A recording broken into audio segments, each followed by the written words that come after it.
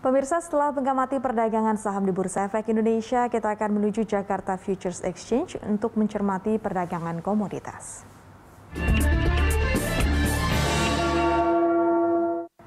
Untuk mengetahui perkembangan di pasar komoditas, kita telah terhubung dengan analis Asia Pro Berjangka, Bimo Aji Prabowo. Selamat pagi, Pak Bimo. Selamat pagi, Mbak. Pak Bimo, kita lihat saat ini harga emas seminggu turun sudah 6,6%, walaupun selama sebulan ini masih mencatatkan kenaikan sekitar 2,62%. Apa saja faktor yang menyebabkan turunnya harga emas pekan ini? Baik, terima kasih. Secara menyeluruh gitu ya, sebenarnya nggak hanya emas saja yang turun ya, karena memang penekanan dari harga komoditi cukup tinggi, cukup rendah sekali, dan yang membuat harga emas itu turun yang pertama adalah faktor dari taking profit, Mbak, yang dimana para investor sudah mulai dolar per ounce seperti itu. Ya, Mas B, kalau kita lihat dari Rusia Ukraina ini kan mungkin ada harapan dari gencatan senjata dan perdamaian ini sepertinya akan membuat permintaan aset aman menurun. Lalu berapa kemudian harga emas pekan ini targetnya jika memang kemudian percakapan antara Rusia dan Ukraina ini benar-benar meredakan tensi di sana? Baik, sebenarnya untuk emas sendiri memang untuk harga untuk jangka panjang emas dalam tren kenaikan nih. Dari secara overall, kemungkinan besar untuk harga emas bisa di kisaran di harga 1950 sampai 1960 untuk pekan ini, seperti itu.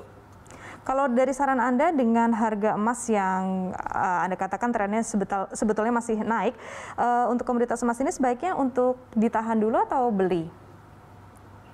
Nah, ketika emas sedang mengalami koreksi seperti sekarang, itu saran saya untuk para investor adalah time to buy, Mbak. Karena dalam artian emas ini dalam jangka panjang sangat memberikan return yang cukup oke di jangka panjang seperti itu.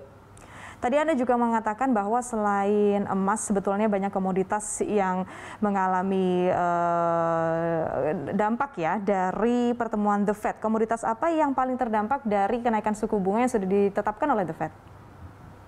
Ya, baik. Nah, selain emas yang berdampak penekanan cukup dalam, ada juga minyak mentah dunia, yang dimana minyak mentah dunia ini baik Brent ataupun WTI turun cukup dalam, bahkan di bawah 100 dolar per barrelnya. Karena sebelumnya itu minggu lalu bahkan harga minyak mentah dunia sempat menyentuh di area 125 sampai 130 dolar per barrelnya. Inilah beberapa komoditas seperti minyak dan juga emas itu sangat-sangat berdampak efek dari kebijakan The Fed seperti itu.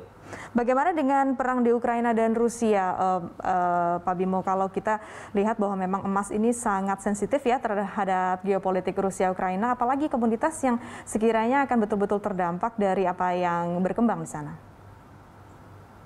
Baik, untuk komoditas yang paling berdampak sebenarnya selain emas ada juga silver, yang dimana silver ini nggak jauh beda dengan emas, karena selalu mengikuti harga emas.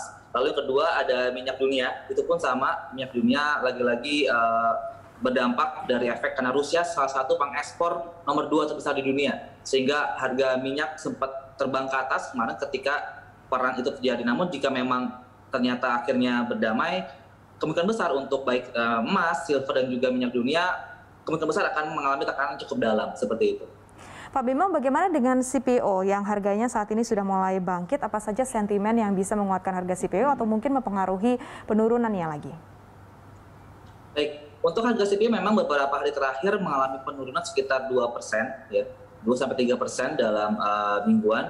Namun penurunan tersebut memang tidak lama, karena dari Rabu kemarin sudah mengalami kenaikan efek dari permintaan kembali dari China. Kalau kita tahu bahwa China lalu ingin mengurangi pasokan dari minyak sawit di negara mereka gitu ya, CPO di negara mereka. Dan ketika minggu ini China mulai lagi untuk menaik demand-nya terhadap CPO, harga CPO kembali gitu. Lalu yang kedua, adanya pembatasan di area Laut Hitam sehingga pasokan CPO untuk Eropa itu terganggu. Inilah yang membuat harga CPO kembali lagi untuk menangkap naik ke atas seperti itu.